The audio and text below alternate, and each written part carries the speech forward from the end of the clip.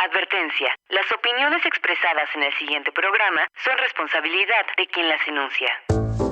¿Siente usted que la inmediatez de la vorágine informativa le abruma? ¿Siente que necesita tener una opinión en materia política sobre cualquier tendencia?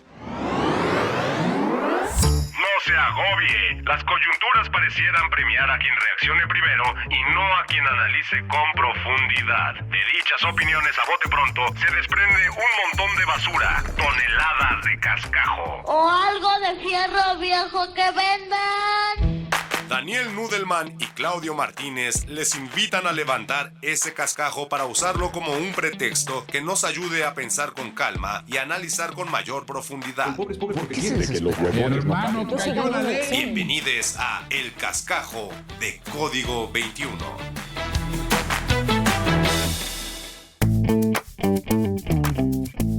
Reciba la más cordial bienvenida a El Cascajo, el programa más lento del espectro informativo, en la segunda temporada para radio, la primera para televisión en Código 21 y Capital 21. Hoy estamos en el último episodio previo a las elecciones y tenemos el gustazo de estar, como siempre, con Daniel Nudelman Speckman, nuestro experto en materia de ciencias políticas. Mano, ¿cómo estás? Bien, mano, emocionado, ya próximo el ejercicio electoral. Exacto, la fiesta de la democracia. La fiesta, por llamarla de alguna manera. Y hoy tenemos con nosotros una invitadaza que engalana y enchula esta cabina y que nos va a ayudar a poner los puntos sobre las IES en este último análisis. La verdadera ganadora del tercer debate presidencial. Nuestra queridísima Luisa Catú. ¿Cómo estás, Luisa? Qué chidos, qué generosos. Muy bien, muy emocionada. Muchas gracias. Te faltó decir también la cita en las urnas. Es la otra. Además de la fiesta de la democracia. Exacto. Bienvenida, Luisa. Gracias. Oigan, pues bueno, hemos estado a lo largo de estos meses tratando diferentes temas que tocan la elección aquí en El Cascajo y en muchos programas de análisis. Evidentemente también está ocurriendo algo similar.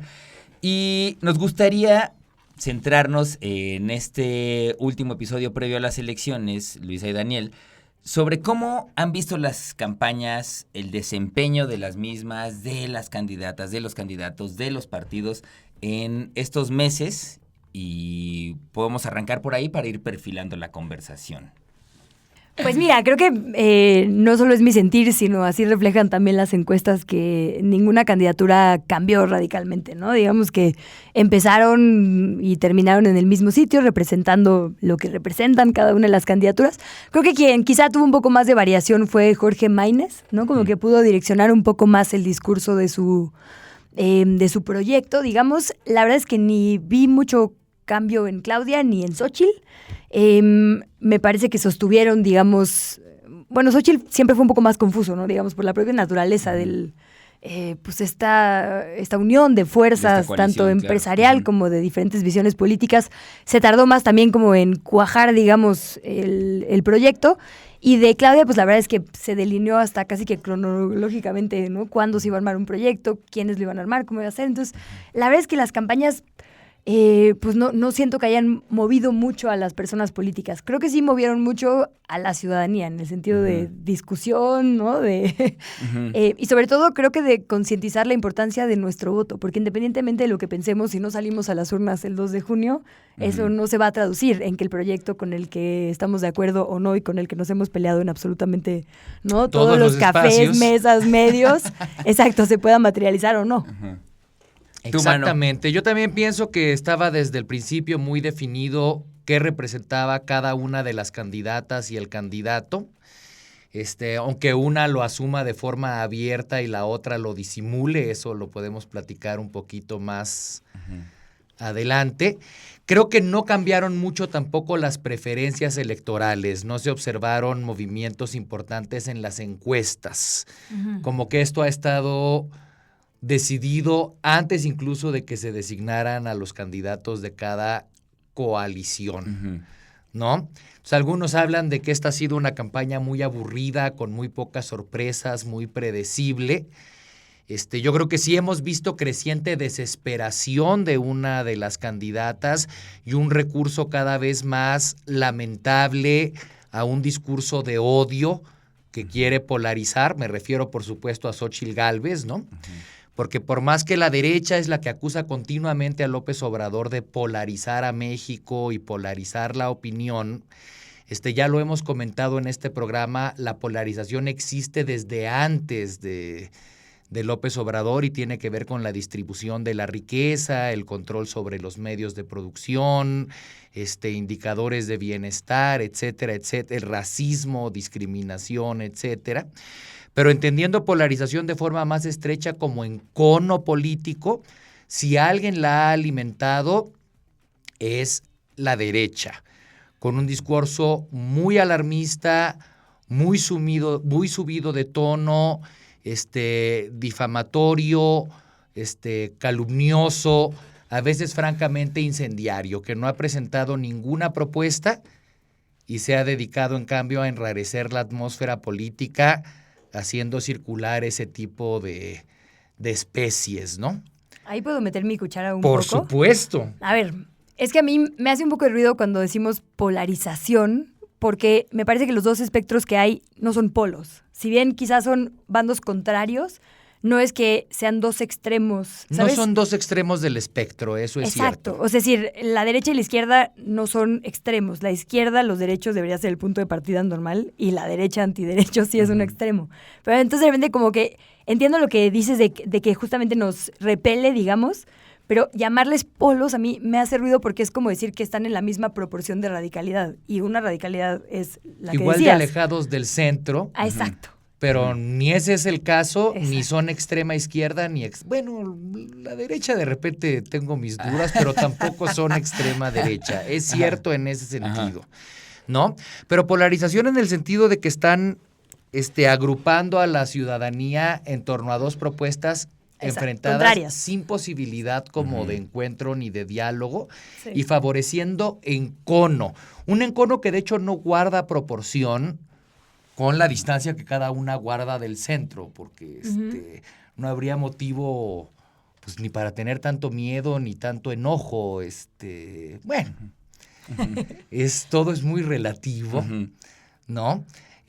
Pero polarización en sentido de encono, de crispación de los ánimos, de un discurso cada vez más violento. Sí, eso sin duda. Que eso tiene digamos, su reflejo en el hartazgo de la gente por las campañas también, ¿no? Si hay un elemento que se dedica a esto, ¿no? A atacar, a soltar injurias, a convertir esto en una arena de pelea y de desacreditaciones. Más que arena, de ¿no? descender al fango, francamente. Exacto, ¿no? Exacto, un lodazal. Sí termina por ser agotador porque no hay una discusión real, ¿no? No termina por haber un contrapunteo de ideas o pues incluso si pensamos en las diferencias esenciales de las campañas, ahorita estabas mencionando un polo puede estar, no lo vamos a decir polo, pero un lado puede estar haciendo una chamba de propuestas y otro lado puede estar haciendo una chamba de propaganda y mentira o yo qué sé, ¿no? Por ponerlo en un espectro. Y eso puede ser muy agotador para el electorado, ¿no? Para nosotros los de a pie es como, es que no estoy entendiendo dónde está la discusión porque parece no haber una discusión, ¿no? ¿Cuáles serían las diferencias esenciales de esas campañas y sus propuestas y esta falta de conversación o diálogo? A ver, a mí me parece que eso sirve porque todo nos retrata a las y los personajes que nos están pidiendo el voto, ¿no? Por ahí se decía mucho también que los debates no habían servido necesariamente como un ejercicio de contraste público y masivo de ideas, entre por los formatos, entre por el desempeño de las candidaturas, pero yo lo que sí creo que han hecho tanto los debates como estos periodos de campaña es retratar quién es la persona que está al frente de cada proyecto, ¿no? Y, por ejemplo, ahora que hablamos, no quiero excluir a la tercera fuerza, pero bueno, quedándonos con las dos punteras, a mí me tocó pues estar en varios de los debates, ¿no? Y es como muy claro cuando todos los partidos acuerdan una cosa, los institutos políticos, las moderaciones, y alguien llega el día del aire y hace otra cosa, ¿no? Es como si alguien no es capaz de respetar honrar los sus acuerdos, de honrar acuerdos. su palabra en el ejercicio más democrático de la democracia, del organismo de la democracia, ¿no? Pues ¿cómo va a gobernar? Y eso pasó reiteradamente en la mayoría de los debates. A mí me tocó, o sea, uno que además era un ejercicio bien delicado, el debate que se hizo para personas en prisión preventiva, en un centro de reinserción en Santa Marta, pues no era cualquier cosa, ¿no? Y ahí hubo falta de acuerdos, llegaron tarde, ¿no? En el de presidencial, pues vimos había ciertos materiales acordados y sabiéndolo y habiéndolo pactado de cualquier forma, a la mera hora sacaron otros, como que quizá eso no se sienta como algo muy disruptivo o que hace mucho ruido en esta campaña que, como bien dicen, ha sido un poco plana, pero a mí sí me retrató muy claro quién es cada persona, ¿no? Quién sabe tener palabra, porque lo que va a pasar ahora toman protesta el 1, ¿no? El 2 de octubre, es que vamos a seguir siendo las mismas personas del PAN, del PRI, de Morena, del PT, quienes conviven, de todas las demás fuerzas MC, quienes estemos aquí en este país. Entonces, la palabra va a ser muy importante. Los acuerdos, la construcción, el respeto incluso de la negociación y la diplomacia política tendría que regir. Y lo cierto es que si desde ahorita no lo pueden hacer, pues, ¿no? Claro. Esto es interesante conclusión, ¿no? Aunque sea atendiendo a la parte formal de la campaña, ¿no? Exacto. De fondo, yo sigo pensando que este es un enfrentamiento entre dos proyectos. 2 y no 3, por más que Movimiento Ciudadano haya tratado de perfilar Yo voy a pelear esa ahorita, ¿verdad? Una agenda, una propuesta original. Creo que de fondo hay un enfrentamiento entre dos proyectos. Uno de corte neoliberal, funcional a los intereses del empresariado, de la clase económicamente dominante, de la vieja clase política acostumbrada a hacer del oficio, reducir el oficio al tráfico de influencias y el enriquecimiento personal, ¿no? Pero un proyecto neoliberal, o sea, que piensa que el bienestar del país, el futuro del país debe confiársele a la iniciativa privada, concentrando la riqueza en la cúspide por vía de condonaciones de impuestos, privatizaciones, desmantelamiento del estado de bienestar, etcétera, etcétera, etcétera, enfrentado con un proyecto de desarrollo nacional, ¿no? No anticapitalista, no antiempresarial, pero sí antineoliberal, con esta idea de que el Estado debe ser el garante de unos mínimos de bienestar y reanimar la economía inyectando dinero en la base de la pirámide o regando las raíces del árbol, que fue la figura que alguna vez utilizó Claudia Sheinbaum, a través de programas sociales, de subsidios, hasta de transferencias directas, ¿no? Entonces, eso, a mi modo de ver, es lo que está de fondo. Lo demás es esencialmente de forma, pero no es que la forma no importe. Eso por una parte. Okay. ¿No? Sí, Y Movimiento Ciudadano, me parece que no es un proyecto de nación, es nada más un proyecto de carrera para los políticos que allí figuran, ¿no? Es un trampolín, es un membrete electoral. Saben que no van a tener la responsabilidad de gobernar, no tienen la menor oportunidad de ocupar el Ejecutivo Federal. En algunos estados ya están allí y en unos estados representan una cosa y en otros estados representan otra muy distinta, ¿no? Saben que no van a ocupar la presidencia. Su propósito es acaparar el mayor número de escaños posible para tener que vender, ¿no?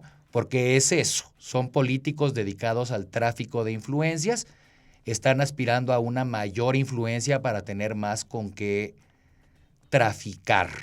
Yo, entre las opciones de oposición que hay al proyecto que actualmente gobierna, me quedo con el discurso de Movimiento Ciudadano. Es decir, si voy a escuchar a la derecha que trajo a Vox hace todavía un par de semanas, a pesar del escándalo que hubo la primera vez que les invitaron al Senado y que incluso Marco Cortés firmó ahí no sé qué cosa, ¿no? Entre esa oposición y la oposición de MC, por más que sea un proyecto de marketing, yo digo, bueno, qué bueno que la discusión sea entre el espectro del centro para la izquierda, digamos, ¿no? Que en el amplio abanico que llega hasta el casi... Pues sí, bueno, voy a decir derecha extrema por no ponerle calificativos que asustan, pero bueno, que raya en cosas que no queremos ver en México, ¿no? Entonces, en ese sentido, yo sí, creo que sí es importante considerar a MC, digamos, una alternativa discursiva. Creo que es muy fácil cuando sabes que tienes el 3%, 6% según la encuesta de preferencia, prometer legalización, prometer impuesto a las herencias y a las grandes fortunas. Pero convertir avenidas en ríos. Sí, exacto. El metro todo Insurgentes. Tlalpan en Manhattan. ¿No? Mira, pero qué bueno que discursivamente sea por allá, ¿no? Y que no sea discursivamente como Verástegui, que hubiera sido otra opción, digo, no sé qué sueño guajiro suyo, pero como que si vamos a tener muchos espectros, ojalá que los partidos, bueno, para mí, ¿no? Siempre sean hacia más derechos de más personas y no para el otro lado. Si uno veía los debates por ejemplo, el presidencial. Claro, todas las fuerzas hablan del combate a la pobreza, y eso está muy bien, todos y todas estamos de acuerdo. Todas y todos hablan de programas sociales. Entonces, como que dices, bueno, entonces, ¿cuál es la diferencia, no? La diferencia es que uno lo habla desde casi que la caridad, o sea, como no vamos a dejar de darte lana, pero todo lo demás que ha hecho que esta brecha de desigualdad que mencionaba siga igual de grande y exponenciándose, no va a cambiar, ¿no? Y la otra dice, no, sí, por supuesto hay que dar transferencias directas porque son lo que inmediatamente te va a sacar al día, pero además hay que mejorar la calidad de los trabajos, hacer más trabajos formales, transitar todo nuestro esquema, digamos, laboral hacia uno en donde estas brechas de desigualdad se cierren. Y también no solo es como reducir la pobreza, es topar la riqueza, porque la desigualdad no es normal. Digo, ya sé que suena Viri Ríos con su libro, pero es que le puso muy bien el nombre. Sí, no es normal. Sí, no debes tener a la persona más rica del mundo y a 50 millones de pobres en el mismo país. Algo claramente no está funcionando si es así. Adecuadamente. Y además, como bien dices, los ricos en nuestro país, los ultra ricos, lo son porque en las décadas, específicamente del PRI, pero también un poco del PAN, pusieron grandes empresas con privatizaciones, digamos, a costa de lo que era de todas las personas, ¿no? Entonces, sí hay como una deuda que hay que topar, que hay que fiscalizar, ¿no? Y que hay que regular, no hay más. Claro. Entonces, también esto de decir, oigan, pues tienen que pagar impuestos, ¿no? O sea, ese es un segundo nivel, digamos, de política social que tiene que ver también con que los de hasta arriba dejen de hacerse güeyes y aprovechar lo que es de todos en detrimento de todos. Es como que ahí veo como capas de complejidad, ¿no? Buenísimo, buenísimo. ¿Les parece que vamos a un corte? Vamos a un corte y regresamos aquí. El Cascajo está Luisa Cantú en la casa. Las opiniones son como la cola. Todos tenemos una. El Cascajo. Las frases cortas, contenidos efectistas o hilos amarillistas a veces parecen argumentos contundentes, pero no lo son. Porque las respuestas bien expuestas necesitan más desarrollo, calma y profundidad. Te presentamos verdades que no penden de un hilo. La polarización y la radicalización no son lo mismo. Cuando alimentas a la indignación con mentiras y exageraciones, haces cada vez más fuerte y grande a ese monstruo que termina por no escuchar razones o que centra el descrédito, el prejuicio y el insulto en sus discusiones. Lo que hacen estos paladines de la democracia no es solo para la anécdota. Tiene un objetivo: ganar el relato. Tienes razón, pero Maquiavelo te diría, si no engañas, no ganas. ¿Y qué prefieres? Si estás en la política, Maquiavelo mismo le decía, ¿quieres mantener tus principios, tus valores, tus convicciones? No te metas a la política. ¿Quieres tener éxito en la política? Haz a un lado tus valores. No se puede hacer política de otra manera.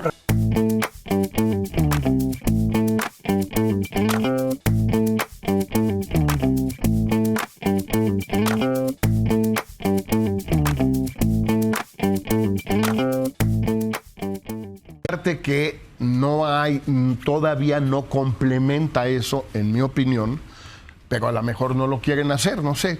Es la guerra sucia, pero sucia en serio, contra Claudia.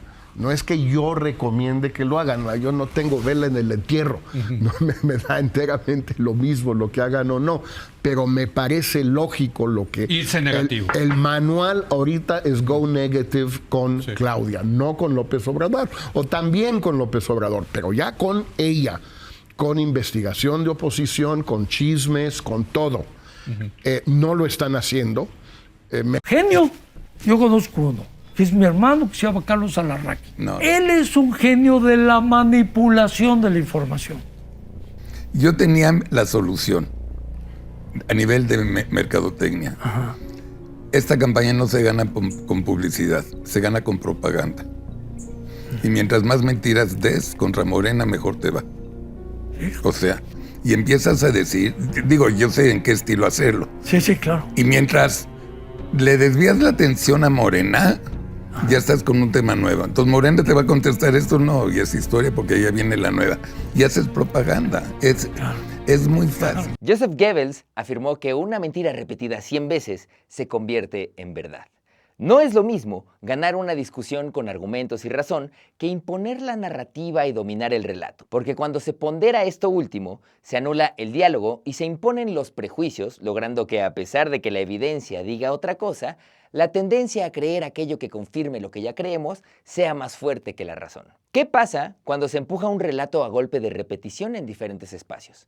Pues que es más sencillo sembrar la duda o el temor en un grupo de la población. Es como cuando el chisme en el trabajo o en la escuela tiene más frecuencia en tus oídos que tus interacciones con la persona protagonista del chisme y te sumas al odio o rechazo del grupo antes que comprobar por ti mismo que lo que se diga de esa persona sea real. Los hechos que contradicen el prejuicio de quien ha abandonado la razón simplemente no necesitan ser creídos. Y cuando son irrefutables, simplemente se dejan de lado como intrascendentes o incidentales. Y es aquí cuando la razón cae en oídos sordos. Esto, en esencia, no es un defecto intelectual, es uno moral. Hay personas ágiles intelectualmente, pero que son fácilmente influenciables, y gente intelectualmente aburrida, pero nada tontos. Y es muy probable que antes de reconocerlo en nosotros mismos ya estemos pensando en alguien más. Hay circunstancias en que la gente permite que esto le suceda, es decir, no es un mal congénito. Estudios han demostrado que hay mayor posibilidad de que esto le pase a gente en ciertos grupos que a personas que pasan mucho tiempo en soledad, dando como resultado que esto no es más que un fenómeno de índole sociológico y no uno de orden psicológico. A menudo, las personas influenciables son testarudas, pero no ocultan que su manera de pensar y o actuar no es independiente. Pasa que cuando discutimos con este tipo de personajes, pareciera que no estamos dialogando con una persona, sino con consignas y eslogans que se han apoderado de ella, como si estuvieran hechizados. Son la herramienta de algo más poderoso que ellos mismos. Librar batallas estériles en campos infértiles es una pérdida de tiempo. No hay manera de convencer a una persona contaminada por un virus con estas características. Lo que necesita es una liberación interna. La persona sorda o necia está satisfecha de sí misma y al irritarse fácilmente se vuelve peligrosa al lanzarse al ataque. Por eso hay que tener más cuidado con una persona necia y sin razón que con una maliciosa. La intolerancia se vuelve una de las consecuencias más evidentes en este escenario. El pendejeo o rechazo a quienes no piensan como yo o como me dijeron que pensara. Ahí es donde crece este monstruo mejor conocido como el bully. Un individuo con pensamiento dicotómico que no considera que exista otra opinión que no sea la suya. Busca dominar a los demás y sentirse superior porque tiene una baja autoestima. Por ello, buscan víctimas fáciles y débiles. Se dedican a denostar a la población por pensar como piensan y cuando llegan las elecciones les piden que no sean estúpidos y que apoyen a quienes ellos consideran la mejor opción. La gente manipulada por las narrativas reiteradas de estos bullies se envalentona cuando ve que un sector de la población piensa como ellos. El algoritmo de las redes sociales, que ha convertido a nuestros muros en cámaras de eco, son el caldo de cultivo perfecto para que la propaganda armada con prejuicios, mentiras, falacias y berrinches crezcan y se vuelvan el monstruo que nos impida relacionarnos para construir a través del diálogo. Una democracia sana tiene posturas distintas y puntos en conflicto. La manera sana de convivir es dialogar para entender a la otredad y construir en comunidad. Se vale discernir. Lo que está lejos de abonar es el odio que alimentan las lógicas maquiavélicas de que si no engañas no ganas, o que la verdad es irrelevante, o el atacar negativamente a alguien. Porque si dejamos que estos temas que nos tocan a todos sean tratados por bullies de secundaria, la madurez de la sociedad va a tardar mucho en llegar y corremos el riesgo de ser gobernados por un bully adolescente al servicio de un poder que no podemos votar. ¿Usted cree que todos los políticos son iguales? La mayoría sí. ¿Por qué considera que son iguales esos políticos? Porque son oportunistas y nada más viven del presupuesto. No, pues ahora sí que nunca se termina de conocer a los políticos, ¿no? Muestran una cara y al final de cuentas pueden decir o hacer otra cosa. Pero pues vamos a ver qué pasa, ¿no? Vamos a ver qué pasa. Sí, todos son iguales. ¿Por qué? ¿Qué los hace meter en la misma canasta? Pues todos prometen y no cumplen. Bueno, ahorita ahora sí con lo del PRIAN, pues no hay mucha confianza. Con Morena, pues le vamos a echar ganas ahí. Puede decirse que sí, son iguales, sin embargo, pues no podemos hablar por ellos, porque de alguna forma ellos no se manejan por sí mismos, sino el mismo partido político los maneja. Tienen mentalidades diferentes, porque si no, no harían lo que hacen enfrente de cámaras. Yo creo que cada quien tiene sus propuestas y sus proyectos, y sería de analizar cuál es el mejor para todos los ciudadanos. Sinceramente no creo, ya que siento que cada político para nosotros los jóvenes pues pega como de diferente manera, ya sea por sus propuestas o la publicidad que tienen. No, cada uno tiene propuestas diferentes y cada uno pues va a saber cómo apoyar a México de una idea diferente.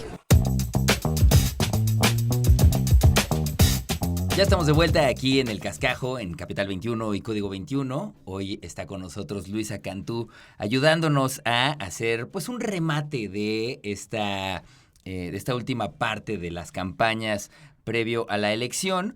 Y bueno, ya se platicó aquí sobre las diferencias entre las campañas, entre las propuestas. Y a pesar de eso, hay un desencanto histórico con la política, que ha puesto en la mesa la narrativa de que todos los políticos son iguales. ¿Por qué escuchamos esa frase tanto, desde hace tantos años, y pareciera no desaparecer? ¿Y de dónde surge esa impresión, a pesar de que en el bloque anterior pudimos ver amplias diferencias entre los proyectos? Para empezar, te diría que tengo la sensación de estar escuchando menos esa frase. Ok. Ajá, que durante este sexenio hemos escuchado cada vez menos esa frase. Que hay más gente informada, menos apatía, menos indiferencia hacia la cuestión política, menos estas actitudes fáciles de qué diferencia hace, todos son iguales, ¿no? Ahora, ya planteada la cuestión de si son o no son iguales todos los políticos, la verdad es que la respuesta es compleja. Porque sí son todos iguales en ciertas cosas, pero hay también diferencias clave. Los políticos nos representan, por supuesto, en la medida que respaldamos el programa que mejor refleja nuestras aspiraciones o ideas de lo que México debiera ser como país, pero los políticos también son representantes del personal político, ¿no? De su profesión. O sea, decir todos los políticos son iguales sería como decir todos los zapateros son iguales o todos los campesinos son iguales. Sería decir una estupidez, ¿no? O sea, no todos los carpinteros son iguales, ni todos los campesinos, ni todos los plomeros, ni todos los maestros de primaria, Claro. ¿no?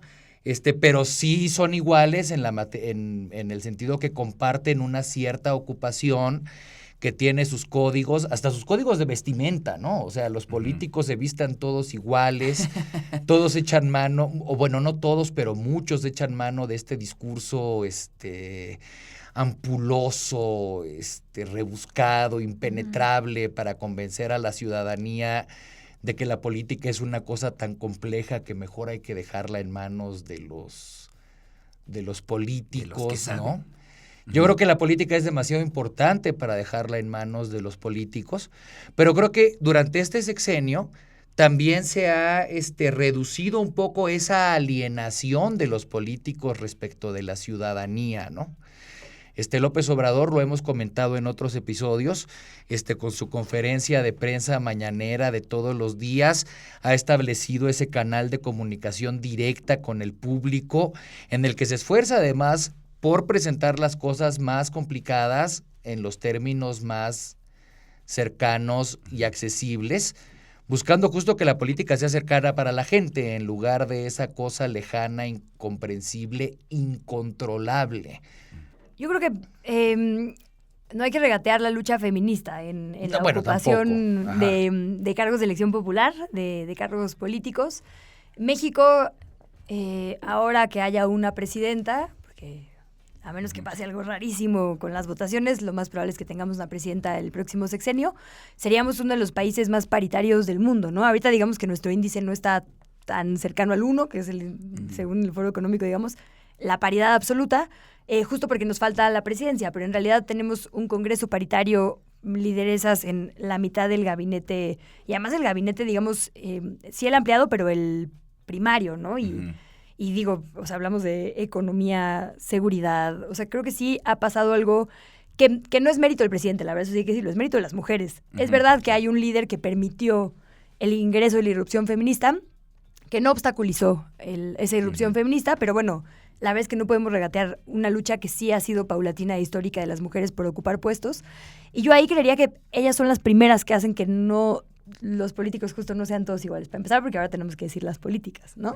Las políticas y los políticos no son todos iguales desde esta irrupción, porque las lógicas del feminismo son distintas a las del patriarcado, y sé que suena una estupidez y a una obviedad, pero el pensamiento, o sea, cuando hablamos de patriarcado como que no es así de hay hombres en el sentido de, ¿no? Sino de como que esta imposición a través de la fuerza o la violencia en los cuerpos y en los territorios. Entonces, la lógica feminista es funcionar desde afuera de eso, ¿no? Desde otra lógica de construcción, digamos. Ahora, yo no estaría seguro de que todas las políticas son feministas en esa acepción del término. No, bueno, de acuerdo. Muchas políticas se comportan como políticas profesionales iguales a políticos patriarcales u otros políticos profesionales, sí. ¿no? Bueno, tuvimos una con la mano levantada a la presidencia y yo tenía más miedo que con muchos hombres, ¿no? Sí, sin duda. Me refiero, por supuesto, a Lili Telles y su agenda antifeminista, ¿no? Abiertamente, pues. Sí, sin duda. Pero sí creo que la irrupción de las mujeres ha obligado un poco a ampliar la mira en general de hombres y mujeres. La irrupción de feministas, lo voy a plantear mejor. Tienes toda la razón. Incluso, o sea, que hoy la bandera de hombres y mujeres, de derechas e izquierdas hacia el sistema de cuidados, que es una forma distinta de la administración pública, ¿no? Digamos, remunerando lo que no se remuneraba, que también sostiene la nación, ya es una lógica distinta de que todos los políticos y las políticas sean iguales. Entonces yo creería que cambió eso muy radicalmente, o sea, muy rápido en los últimos años y como exponencialmente, ¿no? Y que la perspectiva es que eso siga así. Y creo que las acciones afirmativas han sido muy importantes también. O sea, ahora hay representatividad de comunidades originarias, ¿no? De diversidad que antes no había. Y un poco qué terrible que lo hayamos tenido que obligar por ley, por papel, pues. Pero bueno, así es como se asegura, ¿no? Que sí haya, digamos, esa pluralidad de voces y de visiones y de contextos. Y a partir de ahí, ojalá ya sea algo natural, incluyente en una sociedad, ¿no? Cuando vivamos en Disney. No el Disney capitalista, pero bueno, ya sea en el que está en nuestra cabeza, que es bonito. Entonces, creo que le convenía mucho justo a la clase política anterior que consideraba que el país era suyo, a repartir, efectivamente. Y porque cuando algo te parece horrible y poco digno y sucio, como que justo no te metes y entonces se lo dejas precisamente a esos sectores. Y creo que por eso también un poco hasta se, ¿no? Perpetuó la frase. Pero sí creo que como nunca hoy está cuestionada. O sea, sí lo veo en los hechos, lo veo en los discursos. Hasta esto que decías de la vestimenta, ¿no? Pues no, ahora el huipil irrumpió en la clase política y ya no solo el traje, ¿no? Y parece una tontería, pero no lo es. O sea, que haya una candidata que en un debate que se solían considerar como estos espacios muy masculinos, ¿no? Y como en los que te tenías que comportar como, bueno, haya dicho, yo tengo en la cabeza utopías y sueños, ¿no? Y ustedes negocios. O sea, como que ese pues cambio de paradigma de lo que puede ser la política ha sido súper bonito y me parece que sí, muy poca gente joven diría ahorita, ay, todos son iguales, porque, digo, si tú pones a Santiago Taboada y a Clara Brugada, no encuentro ninguna, salvo que son seres humanos, de verdad, ni una. Y ahí quería darles un dato, no sé si me estoy metiendo en camisa de 11 varas o como se dice, pero es que justo hoy tuve una entrevista en la mañana, esta semana tuve una entrevista en la mañana de Bumble, rarísimo, no, o sea, no en Bumble, sino de la corporación Bumble, que me pasó unos datos, sí, no estoy, perdón, voy a un punto, lo juro, me pasó unos datos. Y como que dije, órale, qué raro que me haya mandado al noticiero unos datos, pero eran datos buenísimos porque, pues yo no sé, porque no tengo esas apps, pero si ustedes sí, me podrán confirmar. Hay una parte en la que pones como, no sé, me llamo tal, no sé qué, y mi espectro político, ¿no? Es tal. Y solo quiero conocer a gente de todos los espectros, o solo gente de izquierda, o aquí no el PAN, digo, no sé exactamente cómo sea, pero digamos que se puede le pones filtro. Poner, el filtro, exacto. Entonces como que bajaron toda esa información y se dieron cuenta que el 54% de toda la gente que está en esas apps, digo, no sé si es representativo científicamente, ya me dirás, pero bueno, por lo menos de la gente que usa eso, que yo creo que es bastante. Bastante. Mis amistades y se autorreclutan además. Exacto. Entonces, y el 54% decía que estaría dispuesta a salir con alguien que piensa o vota distinto a ella, pero más de esa misma, digamos, proporción, más de la mitad decía que les parece muy atractivo que la gente esté politizada. Entonces, nos gusta la politización y nos gusta no necesariamente que piensen igual que nosotras y que nosotros. Entonces, esto de que hay una polarización y de que la política, pues por lo menos la gente que está buscando el amor también está abierta a eso. Abierta. Espérate, había todavía otra pregunta increíble que era como, ¿estarías dispuesto a tener una primera cita en las urnas? Y el 24% de la generación millennial y Z, que es la de abajo de nosotros, decía que sí, que le parecía increíble, así, ¿no? Como de tú, yo, política, discusión. Y la mayoría de la gente encuestada decía que es algo que se habla en la primera cita, ¿no? O sea, como, a ver, cartas sobre la mesa, ¿tú qué onda? ¿Con quién estás? O sea, a mí, digo, sé Mira, que yo creo no que es una fuente. sacarlo de medio, porque, absolutamente, o sea, sí. Si no, al rato va a reventar. O sea, pero antes de quieres hijos o no, primero hay que saber por quién vas a votar. Tal vez no ese 54 que está abierto, ¿no? Pero el otro no, yo 46 estoy en el 46, lo saca de sin medio duda. de inmediato.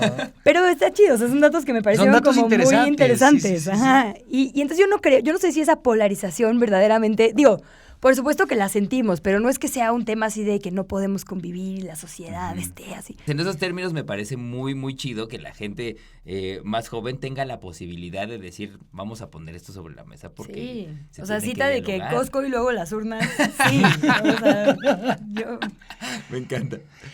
Preguntabas tú, ¿a quién le servía o le sirve esta narrativa de todos los políticos son iguales, no? Y yo creo que en esta coyuntura a nadie. O sea, todo el mundo está llamando a votar, ¿no?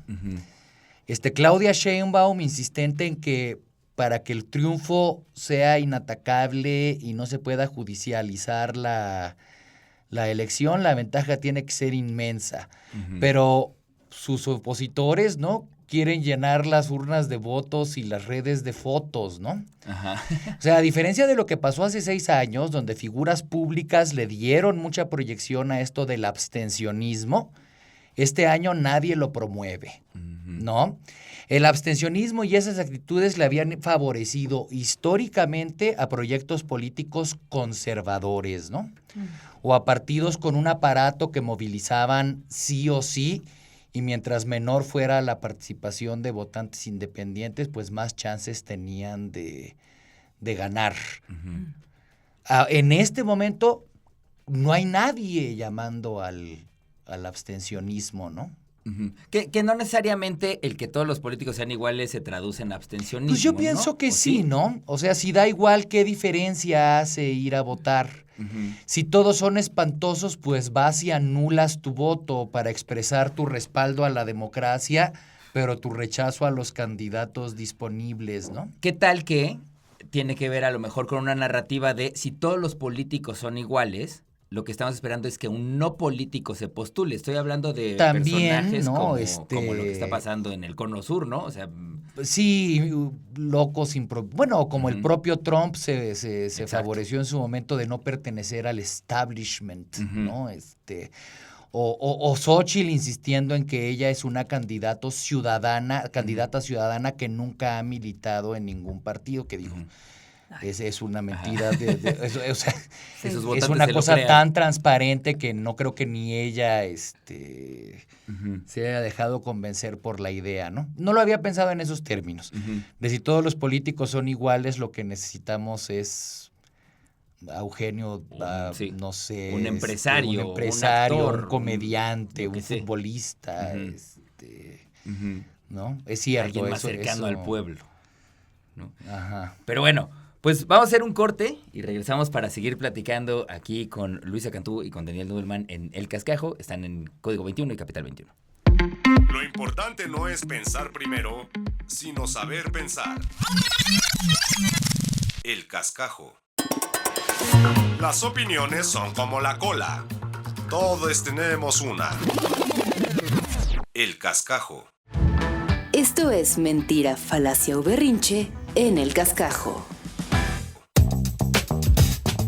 Estamos de vuelta aquí en El Cascajo, en este último episodio previo a las elecciones. Está con nosotros la queridísima Luisa Cantú y hemos estado platicando alrededor de cómo fueron las propuestas, cómo cerraron las campañas, cómo avanzaron, qué onda con los políticos, si son todos iguales o no. Y hemos llegado a un punto en el que aquí queremos entre reírnos y lamentarnos de la situación, que tiene que ver con cómo se han desenvuelto ciertas narrativas, ciertas ideas que han llegado hasta el punto de ser parte del debate. Veamos estos fragmentitos en los que Xóchitl Gálvez arremete contra Claudia Sheinbaum con respecto a esto. Hablando del Vaticano, tengo una pregunta para la candidata de las mentiras. Las dos tuvimos un encuentro con el Papa. ¿Le contaste a su santidad cómo usaste la Virgen de Guadalupe en una falda a pesar de que no crees en ella ni en Dios? ¿Le platicaste que derrumbaste una iglesia cuando fuiste delegada de Tlalpan? Tienes todo el derecho de no creer en Dios. Es un tema personal. A lo que no tienes derecho es a usar la fe de los mexicanos como oportunismo político. Eso es una hipocresía. En el pasado debate yo llamé a Claudia por su nombre. Veo que ella no lo va a hacer. Así es que le voy a aclarar de una vez. Yo soy la candidata del PAN, del PRI y del PRD y de millones de ciudadanos. Y tú eres la candidata de un narcopartido, porque esta es la promoción que hace Morena en las redes sociales. Y además le rinden culto a la Santa Muerte. Creo que hace mucho tiempo que no te das cuenta de la realidad del país. Si salieras al mercado te darías cuenta que la tortilla pasó de 14 a 22 pesos, el frijol de 22 a 40 pesos. Bien, como podemos ver y escuchar, le dice a Claudia que es adoradora de la Santa Muerte, que no cree en Dios ni en el pecado, ni en la Virgen, y que destruye iglesias. ¿Qué se desprende de ese momento en un debate presidencial? A mí me parece muy preocupante, ¿no? O sea, en primer lugar, creo que es un signo de la desesperación de Xóchitl Gálvez porque su campaña nada más no despega del suelo. O sea, no está logrando avanzar, no logró avanzar, ¿no? No está teniendo la menor oportunidad. Es como que quiere apelar a los más bajos instintos, ¿no?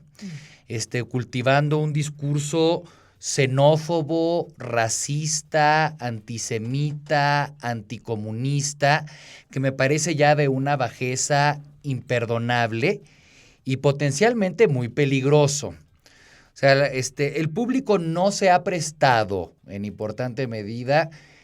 Luisa ya nos contaba en el segmento anterior cómo más bien ella ve rasgos de civilidad, de capacidad de convivir entre personas de diferentes tendencias políticas, pero eso sí es poco menos que llamar a un pogromo, ¿no? Igual. Esta mujer judía que no cree en la Virgen, ni en Dios, ni en el pecado y destruye iglesias y adora a la Santa Muerte. Esto que hemos sabido de cursos de la iglesia donde se predica que López Obrador es Satanás o el anticristo, ¿no? O sea, que eso a mí sí me parece muy peligroso. Sobre todo cuando lo observo en combinación con las actitudes ya no solo arrogantes, sino francamente violentas de algunos de los asistentes a la Marcha Rosa. En su enfrentamiento con periodistas tuvo amplia difusión el video en el que agreden a Hernán Gómez Bruera. En sus roces con los maestros y maestras acampados en el Zócalo de la CENTE. O sea, realmente veo allí yo carne de cañón para unas camisas negras o camisas pardas o camisas azules. De rosa se van a ver un poco, poco intimidantes. No sé si van a transmitir la imagen que quieren, pero sí veo en germen esa intolerancia, ¿no? Ese discurso violento, confrontador, intolerante, sí, peligroso. De nuevo. Sin querer exagerar y diciendo, ya se viene la marcha sobre Roma. No, la marcha rosa siguió siendo al final nada más una marcha rosa. Pero, perdón, para concluir, ¿no? Lo que yo siento, lo platicamos también al final de nuestra temporada de radio y en otros episodios, es que la derecha separada del poder ha estado sufriendo una desorientación y una crisis de identidad espantosas, ¿no? O sea, creyeron que la forma de tener una chance a estas elecciones era esconderse detrás de una candidata que fuera mujer, indígena, de extracción popular y comprometida con los programas sociales. Y puesto en esos términos, pues esa suena como una candidata muy atractiva. Luego ya ves a la mujer detrás de la descripción y y no tanto. Quiero pensar yo, ¿no? Pero yo creo que en esta búsqueda de una nueva identidad, en el futuro le van a apostar más bien a esta otra, ¿no? Un pendulazo. Un derechazo. Ajá, ok. ¿No? Y además, ¿cómo les retrata perfecto, no? O sea, el hecho de que hayan dicho ¿qué no es político? Indígena y mujer. Eso no es político. Es como, claro, que tú creas que eso no puede ser una figura política. Claro. Es claramente el racismo y el clasismo retratado, ¿no? Yo ahí sumaría varias cosas a todo lo que han puesto sobre la mesa. Primero, ha habido como una consistencia en la campaña de Xóchitl y creo que de varias de las figuras impulsándola, como los líderes Marco Cortés, Alito Moreno y demás, como de te voy a acusar con el extranjero, ¿no? O sea, fueron a la OEA con su santidad, que sí es su santidad, pero también es el jefe del Estado Vaticano, ¿no? Estuvieron de gira con los think tanks de derecha dirigidos por exembajadores acusados de haber orquestado golpes de Estado en América Latina. Es decir, o sea, es esta onda como de voy a ir a un poco como ponerme a los pies de unos poderes terribles, ¿no? Y digo, no es que haya un problema con lo internacional, hay un problema con lo injerencista, ¿no? Y justo con eso fue. Entonces, como que ahí, a mí eso de cuando fuiste con su santidad, que es como... como ¿le contaste? Es, claro, es una autoridad más allá de, ¿no? México, que es chiquito a sus ojos. Es como que eso a mí me hizo mucho ruido. La otra parte es esta permisividad desde el poder de ser agresiva o agresivo con quien piensa distinto, porque al final reclamarle a alguien que no es católico es agredir a alguien por su libertad de fe, ¿no? Por profesar la religión que se le dé la gana o no profesar ninguna. Eso no solo es un delito y anticonstitucional, es como muy bien apuntas, absolutamente peligroso. Y ya vimos lo que pasa cuando desde el poder, y hablo de Estados Unidos y concretamente de Donald Trump, aunque bueno, yo creo que ahí sí pobres porque no hay para dónde, se instala la narrativa de que se puede agredir, porque claro, si tú eres la autoridad y tú golpeas y violas la ley, pues entonces cualquier hijo de vecino siente que no también puede hacerlo. Entonces, súper peligroso por ese lado. Con esto de las manifestaciones de la gente, me parece que también fue un retrato, digamos, como muy congruente con quiénes son estos partidos políticos, porque claro, decían, tratando de instalar, digamos, la idea de que el partido en poder, Morena, le había pedido a la gente que se quedara ahí para estorbar su acto democrático. Qué bueno lo es y qué bueno que marchen y bienvenidas, ¿no? Las manifestaciones. Aunque bueno, también la marcha, digamos, la toma de la calle es un recurso que tienen los grupos que no tienen otros recursos. Entonces, como que también apropiarse de eso es como, digan, pues tú tienes televisoras, ¿sabes? Úsalas. Pero bueno, ok. Y las usan. Y las usan, exacto. Pero bueno, qué bueno que hayan podido tomar también las calles, aunque no... A mí la resignificación de la marcha, ¿no? En la que me da un poco de estrés, pero bueno, bienvenida a la expresión ciudadana de cualquier tipo. Pero esto como de... No puede ser que la gente tenga demandas legítimas y por eso esté ahí. A fuerzas está aquí porque me lo pusieron para molestarme. Claro. Es esta misma invisibilización que vimos cuando la reforma educativa, que era una reforma para perjudicar justo al magisterio. Cuando cualquier asistente a una marcha convocada por López Obrador o una concentración convocada por López Obrador o Claudia Sheinbaum es un acarreado, ¿no? Exacto. O sea, solo ellos van allí animados por su información, su conciencia, su compromiso cívico.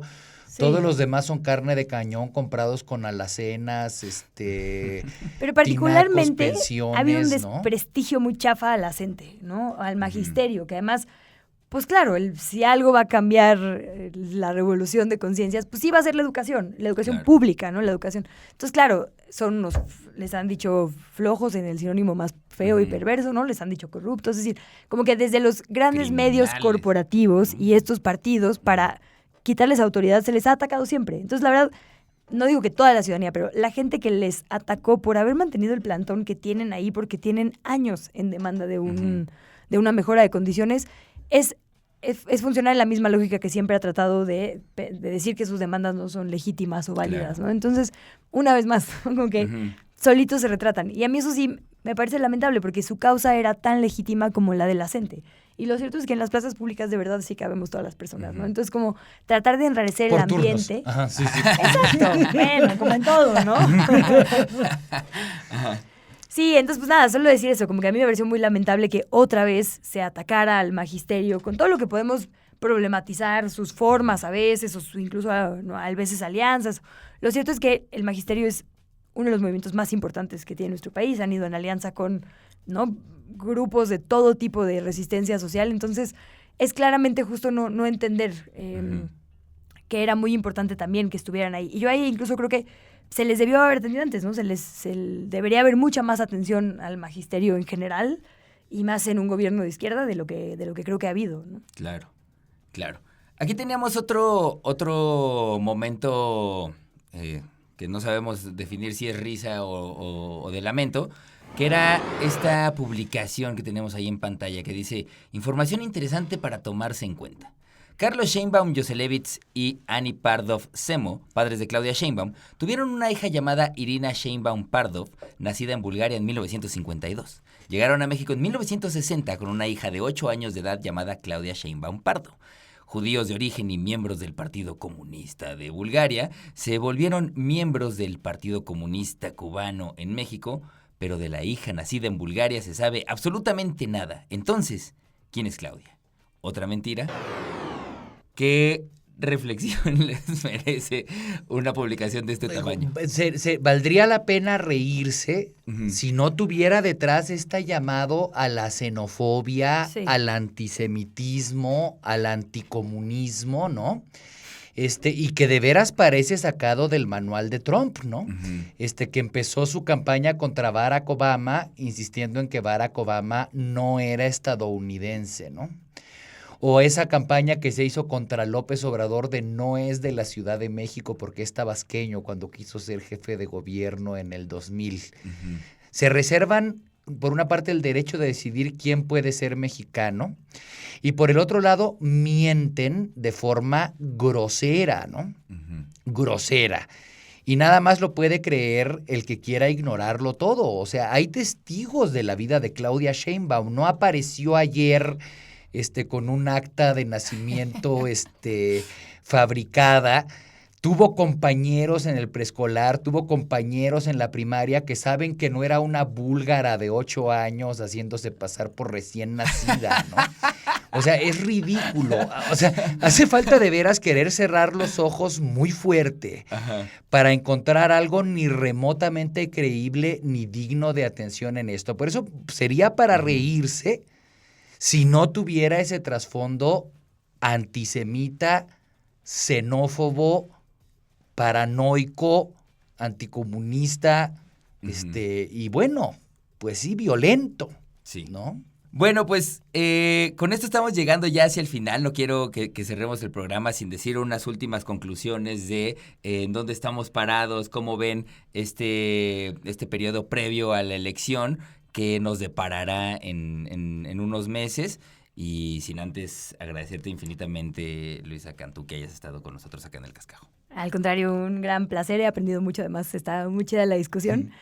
Pues yo cerraría diciendo que nos vamos a levantar todas las personas de un espectro y de otro, ¿no? De unas ideas y de otras, el día después de la elección en este país también, ¿no? Entonces, sí, yo creo que así como se pues sí, masificó la idea de que estábamos en un país polarizado, creo que ahora hay que empezar a transitar hacia, pues tenemos que convivir y tenemos que trabajar en equipo y en conjunto, y la comunidad funciona y sobrevive en redes, ¿no? Y lo cierto es que, pues sí, a lo mejor creo que sí es un país muy herido por muchas décadas de violencia, por muchas décadas de pobreza, por muchas décadas de corrupción, en este momento con una confrontación pues de ideas y desafortunadamente también personal muy fuerte, pero que hay que empezar a desinstalar, porque justo la violencia nunca construye paz, ¿no? Entonces, desde el plano de las ideas también hay que empezar a instalar, ahora sí que la justicia restaurativa, ¿no? O sea, sí hay que empezar a decir, a ver, comunitariamente, ¿cómo resarcimos este daño? ¿Cómo desarticulamos la violencia? ¿Cómo hacemos que las personas que estén en conflicto con la ley de gravedad o de menor gravedad, ¿no? Salgan de ahí, que entiendan, digamos, el daño hacia sí mismos y mismas, hacia la comunidad, hacia la persona que directamente afectaron, y que del lado de las víctimas pues también un poco haya la apertura a transitar hacia la paz, porque sí estamos muy heridas todas las personas en este país, y creo que hay que empezar a pensar distinto de lo que hemos pensado, ¿no? Como que a mí la discusión de seguridad es la que más me gusta y la que más me causa conflicto, porque es una bola de nieve, cada vez va a ser más difícil salir de aquí. Y ni más cárcel, ni más dureza, ni más armas, ni gringos, ni ninguna de las ideas que hemos escuchado en estas campañas lo van a resolver, porque no ha sido así, ¿no? Digo, una estrategia de inteligencia, de causas, ha logrado frenar la tendencia, ¿no? Frenarla, pero seguimos en unos números que no tendrían que ser. Entonces, hay que salir de ahí con además un país muy herido, infancias muy heridas, comunidades completas muy heridas. Hay que empezar a poner nuestra mente en el modo paz, por más difícil que sea, para unas personas evidentemente más que otras, y llevar la conversación hacia allá. No nos va a quedar más si queremos construir este país. Chidísimo. Mano. Yo me voy a repetir porque esta ha sido mi conclusión a muchos de nuestros programas. Este domingo 2 de junio se van a enfrentar 2 proyectos de país. Uno de corte neoliberal que representa regresar al modelo económico, a la forma de hacer política que predominó en este país entre 1982 y 2018, desembocando en una desigualdad profunda, desgarradora y terrible, ¿no? El otro es un modelo de izquierda moderada, me parece importante insistir en eso, ¿no? Porque no estamos hablando de polos extremos. Es un proyecto, no es comunismo de Bulgaria, ¿no? Es un modelo de izquierda moderada, reformista, de desarrollo capitalista nacional, con medidas tendientes a la redistribución de la riqueza, que potencialmente van a ser beneficiosas no nada más para los pobres, sino para todos, reactivando el crecimiento económico, permitiendo la circulación del capital, ¿no? Esas son las 2 opciones. La gente las conoce, que se decante por la que quiera. Lo importante es que la que decida el próximo 2 de junio sea la mayoría. Y para garantizar eso, la única forma es saliendo a votar. De otro modo, se corre el riesgo de que la decisión no la tome la mayoría, sino de que se judicialice y la decisión final le corresponda a un tribunal que, como vimos, por su naturaleza misma, es un poder contramayoritario. Ese fue tema de nuestro episodio anterior. Entonces, cerrando este penúltimo episodio de la segunda temporada, hago un enfático llamado a votar. Ahí está. Pues, mano, muchísimas gracias. Y a ver qué comentamos, mano, nuestro próximo episodio, que va a ser el martes 4 de junio. Exacto. Ahí cerramos esta temporada del Cascajo, que fue una temporada electoral. Entonces, no dejen de acompañarnos en Código 21 y Capital 21. Y, pues nada, reiterar el agradecimiento. Muchas gracias, Luisa. Gracias. Esta es tu casa, cuando gustes ya te sabes. Muchas gracias. Sí, sí, muchas gracias, sí lo siento. Eso. Muchísimas gracias a toda la gente de producción. Nos vemos y nos escuchamos en el próximo Cascajo, aquí en Capital 21 y Código 21. Esto ha sido todo el Cascajo de esta semana. Nos escuchamos en la siguiente emisión con menos basurita y más información.